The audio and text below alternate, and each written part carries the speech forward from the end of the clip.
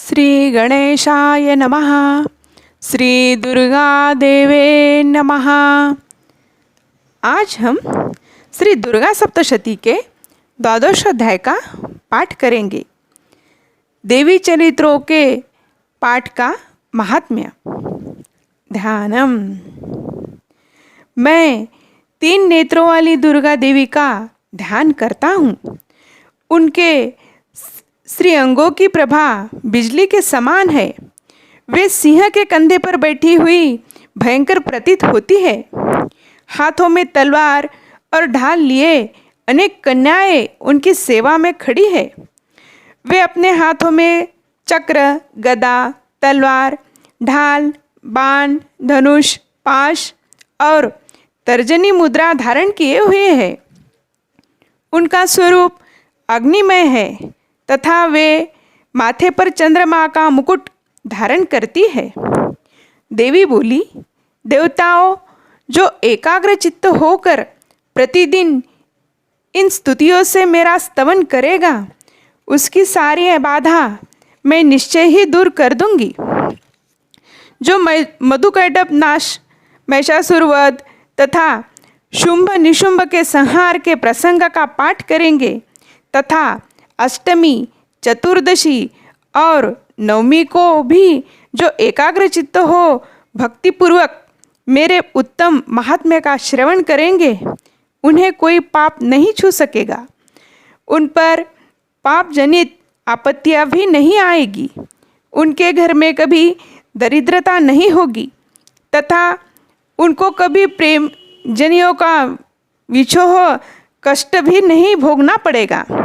इतना ही नहीं, उन्हें शत्रु से, लुटेरों से, राजा से, शस्त्र से, अग्नि से तथा जल की राशि से कभी भी भय नहीं होगा।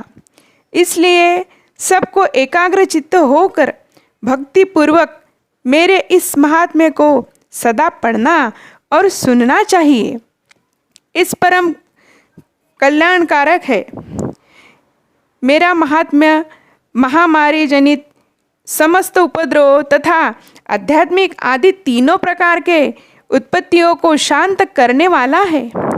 मेरे जिस मंदिर में प्रतिदिन विधि पूर्वक मेरे इस महात्म्य का पाठ किया जाता है, उस स्थान को मैं कभी नहीं छोड़ती। वहाँ सदा ही मेरा सानिध्य बना रहता है। बलिदान, पूजा, होम तथा महोत्सव के अवसरों पर मेरे इस चरित्र का पूरा पाठ और श्रवण करना चाहिए। ऐसा करने पर मनुष्य विधि को जानकर या बिना जाने भी मेरे लिए जो बलि, पूजा या होम आदि करेगा, उसे मैं बड़ी प्रसन्नता के साथ ग्रहण करूँगी।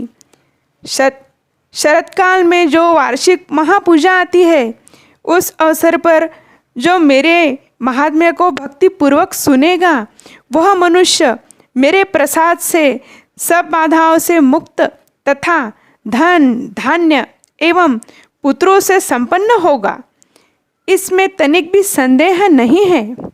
मेरे इस महात्म्य, मेरे प्रादुर्भाव की सुंदर कथाएं तथा युद्ध में किए हुए मेरे पराक्रम सुनने से मनुष्य निर्भय हो जाता है।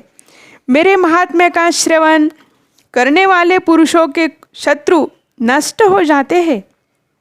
उन्हें कल्याण की प्राप्ति होती तथा उनका कुल आनंदित रहता है।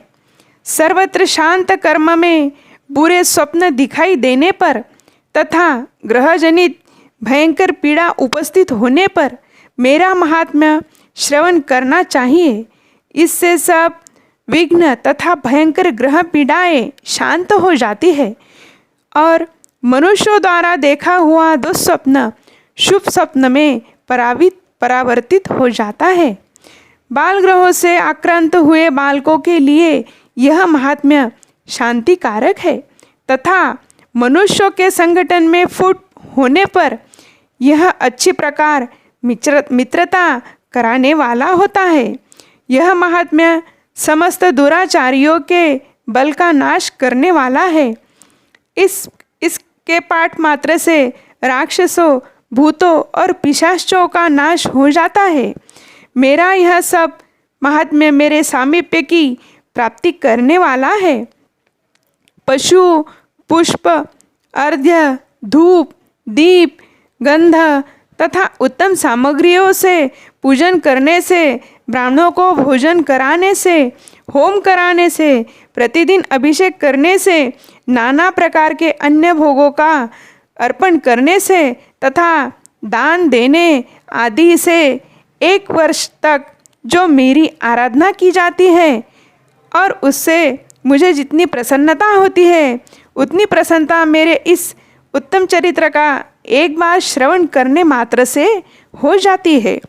यह महात्म्य श्रवण करने पर पापों को हर लेता है, आरोग्य प्रदान करता है, मेरे प्रादुर्भाव का कीर्तन समस्त भूतों से रक्षा करता है तथा मेरा युद्ध विषयक चरित्र दुष्ट दैत्यों का संहार करने वाला है। इसके श्रवण करने पर मनुष्य को शत्रु का भय नहीं रहता। देवताओं, तुमने और ब्रह्म महर्षियों ने जो मेरी स्तुतियाँ की हैं तथा ब्रह्मा जी ने जो स्तुतियाँ की हैं, वे सभी कल्याणमयी बुद्धि प्रदान करती है।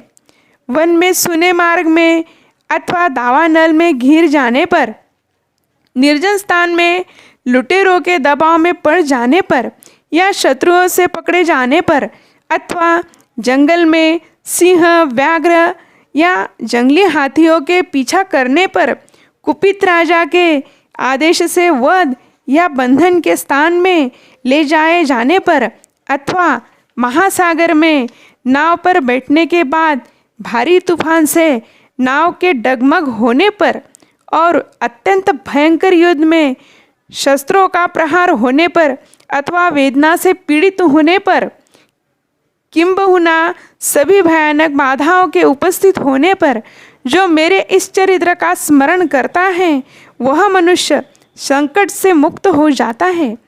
मेरे प्रभाव से सिंह आदि हिंसक जंतु नष्ट हो जाते हैं तथा लुटेरे और शत्रु भी मेरे चरित्र का स्मरण करने वाले पुरुषों से दूर भागते हैं। ऋषि कहते हैं, यो कहकर प्रचंड पराक्रम वाली भगवती चंडिका सब देवताओं के देखते देखते ही वही अंतर्धान हो गई। फिर समस्त देवता भी शत्रुओं के मारे जाने से निर्भय हो पहले की भांति यज्ञ भाग का उपभोग करते हुए अपने अपने अधिकार का पालन करने लगे। संसार का विध्वंस करने वाले महाभयंकर अतुल पराक्रमी देवशत्रु शुंभ तथा महाबली निशुंभ के युद्ध में देवी द्वारा मारे जाने पर शेष दैत्य पाताल लोक में चले आए। राजन, इस प्रकार भगवती अंबिका देवी नित्य होती हुई पुनः पुनः प्रकट होकर जगत की रक्षा करती है। वे ही इस विश्व को मोहित करती है, वे ही जगत को जन्म देती है तथा वे ही प्रार्थना करने पर संतुष्ट हो विज्ञान एवं समृद्धि प्रदान करती है। राजन, महाप्रलय के समय महामारी का स्वरूप धारण करने वाली वे महाकाली ही इस समस्त ब्रह्मांड में व्याप्त है। वे ही समय समय पर महामारी होती और वे ही स्वयं अजन्मा होती हुई भी सृष्टि के रूप में प्रकट होती है। वे सनातनी देवी समय अनुसार संपूर्ण भूतों की रक्षा करती है। मनुष्य के अभ्युदय के समय वे ही घर में लक्ष्मी के रूप में स्थित हो उन्नति प्रदान कराती है और वे ही अभाव के समय दरिद्रता बनकर विनाश का कारण होती है। पुष्प, धूप और गंध आदि से पूजन करने की उनकी स्तुति करने पर वे धन, पुत्र, धार्मिक बुद्धि तथा उत्तम गति प्रदान कराती है। इस प्रकार श्री मार्कंडेय पुराण में सावर्णिक मनवंतर की कथा के अंतर्गत देवी महात्म्य में फलस्तुति नामक 12वां अध्याय पूरा हुआ।